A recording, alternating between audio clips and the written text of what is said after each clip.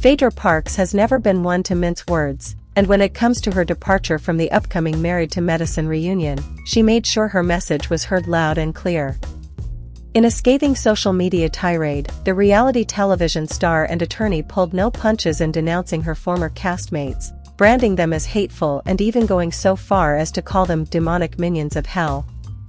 Parks' explosive comments come on the heels of news that she would not be participating in the Season 11 reunion special, a decision that has sent shockwaves through the Married to Medicine fanbase and reignited long-simmering tensions within the show's inner circle.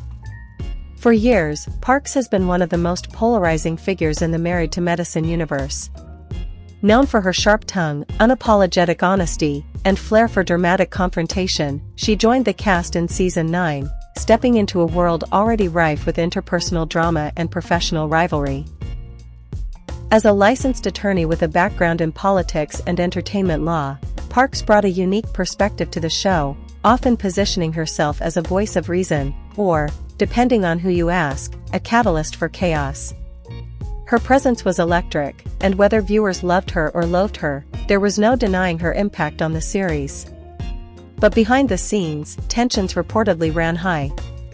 Sources close to the production have long whispered about friction between Parks and several of her castmates, particularly Toya Bush-Harris and Quad Webb.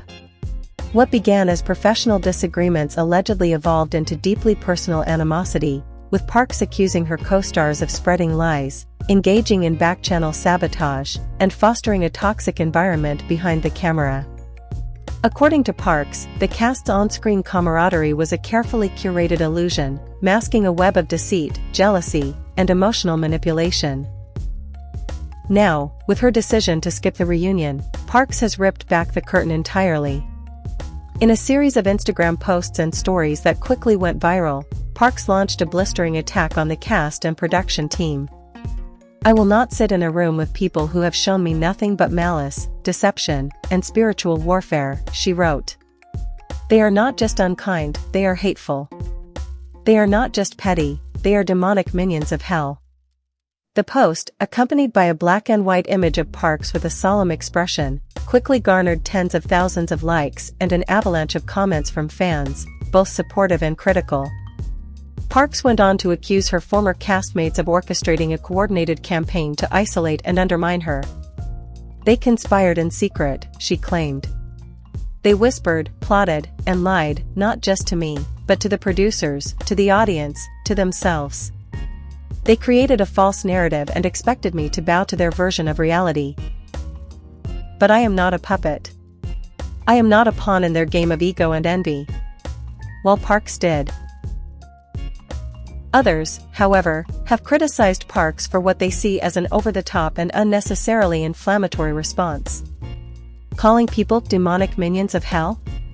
"That's not accountability, that's delusion," another user wrote. "She's spiraling, and it's sad to watch." Even members of the Married to Medicine fan community who have historically supported Parks are divided. While many admire her refusal to be silenced, some worry that her rhetoric has crossed a line. "I get that she's hurt and angry," said one longtime viewer in a Reddit thread. "But comparing people to demons? That's not just dramatic, it's dangerous. It dehumanizes them." The production team at Bravo has remained largely silent on the matter, releasing only a brief statement confirming that Parks would not be appearing in the reunion. "We respect the decisions of all our cast members," the statement read. The Married to Medicine reunion will continue as planned, with the remaining cast members reflecting on the season's events. Behind the scenes, however, sources say tensions are at an all-time high. Production insiders claim that Parks' absence has created a logistical nightmare, forcing the network to rework segments and adjust the reunion's narrative arc. More troubling, they say, is the growing sense of division among the cast. "It's like a war zone," one crew member confided. "People are taking sides. There's no unity. It's not just about Phaedra, it's about years of unresolved issues finally boiling over." For her part, Parks appears unrepentant. In a follow-up post, she doubled down on her claims, accusing Bravo of enabling a toxic environment for the sake of ratings. "They profit from our pain," she wrote. They edit our words, manipulate our images, and sell our trauma as entertainment. And when we speak up, they silence us. But not me. I will not be silenced. Parks also hinted that she may release a tell-all memoir or documentary in the near future, promising to reveal the full truth about her time on the show. "There's so much you don't know," she teased. "The contracts, the threats, the secrets. I've been gagged for too long." This isn't the first time Parks has made headlines for her outspoken nature. As a former cast member of The Real Housewives of Atlanta, she gained national attention for her involvement in a high-profile legal scandal involving her late husband, Aaron Wallace. After being implicated in a fraudulent loan scheme, Parks faced federal charges and served time in prison, a period she has since spoken about openly as a time of personal reckoning and redemption. Her journey from disgraced socialite to rehabilitated public figure has been a central theme in her personal brand, and she has often framed her reality TV appearances as part of her larger mission to rebuild her life with integrity. "I've been through hell," she once said in an interview. "And I came out with a purpose." Now, with her Married to Medicine exit, Parks seems determined.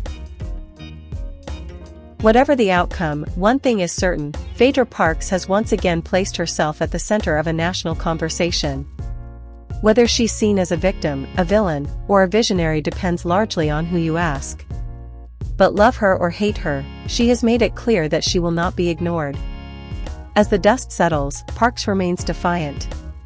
In her final post before going silent on social media, she shared a quote from Maya Angelou: "When someone shows you who they are, believe them the first time." Below it, she wrote, "I believed. I trusted. I gave my all. And now I walk away, with my dignity intact." The Married to Medicine reunion will air in the coming weeks, but without one of its most controversial and compelling voices.